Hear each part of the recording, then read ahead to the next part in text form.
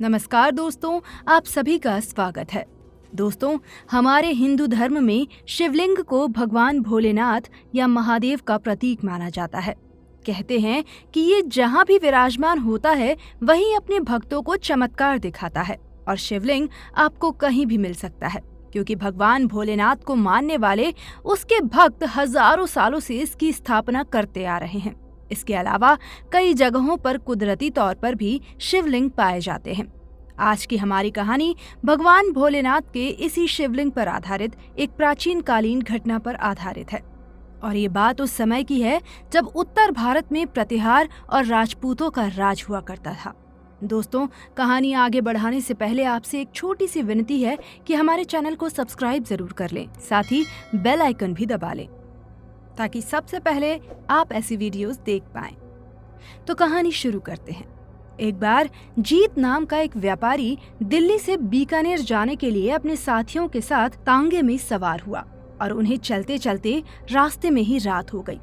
रात का समय था और वे जंगल के कच्चे रास्ते से आगे बढ़ रहे थे। अभी वे कुछ ही दूर गए थे कि तभी एक गांव आ गया।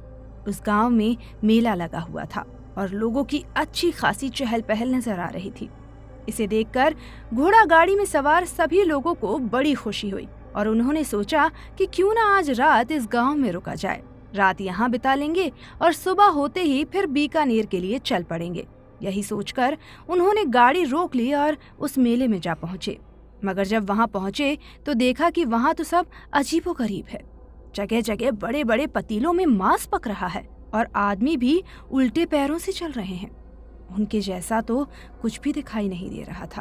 ऊपर से जैसे ही वो वहां पहुंचे तो वहां मौजूद आदमियों के चेहरे ही बदलने लगे और सब के सब शैतानी रूप में आ गए। ये सब देखते ही जीत को ये समझते देर न लगी कि यहाँ जो भी दिख रहा है वो केवल एक छलावा है। ये सब प्रेत आत्माएं हैं और एक जगह इकट्ठी होकर कोई जश्न या उत्सव मना रही हैं और उनके कारण इसके उत्सव में विघ्न पड़ सकता है।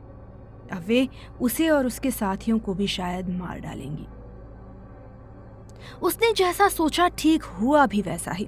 कुछ देर में वो गांव, मेला और उसकी सारी रौनक अचानक से गायब हो गई और वे सभी प्रेत आत्माएं चीखने और चिल्लाने लगी। थोड़ी ही देर बाद वो बिना शरीर वाली सारी प्रेत आत्माएं उन लोगों के पीछे पड़ गई। उनमें से जो भी प्रेत आत्माओं के बस में आया उन्होंने उसे मार ही डाला। जीत और उसके दो साथी जंगल की तरफ भागने लगे, मगर जिधर भी वे जाते वे प्रेत आत्माएं चीखती हुई उनके पास आ जाती और उन्हें घेर लेती। इसी कारण अब उन्होंने मान लिया था कि आज उनका मरना तय है, पर फिर भी बचने की कोशिश करते रहे और वे भागते रहे, इधर उधर छिपते रहे। लेकिन अंधेरे और जंगल का फायदा उठाकर एक दूसरे आदमी या जानवर से तो बच सकते, लेकिन इन प्रेतात्माओं से कैसे बचते? वो जहाँ कहीं भी जाते वो सिर्फ उन्हें ही पाते। मगर कहते हैं ना, जाको राखे साइयां, मार सके ना कोई।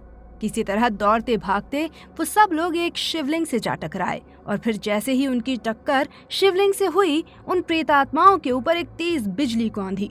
सभी प्रेतात्माएं पल भर में ढेर हो गईं और फिर किसी के भी चीखने चिल्लाने की आवाज नहीं आई।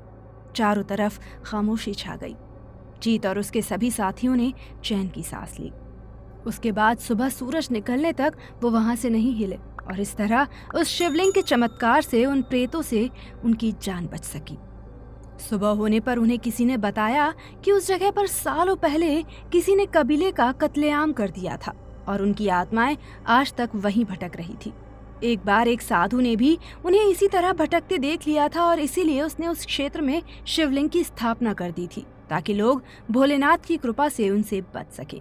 तो देखा आपने कैसे भगवान भोलेनाथ के आशीर्वाद से सभी लोगों की जान बच सकी।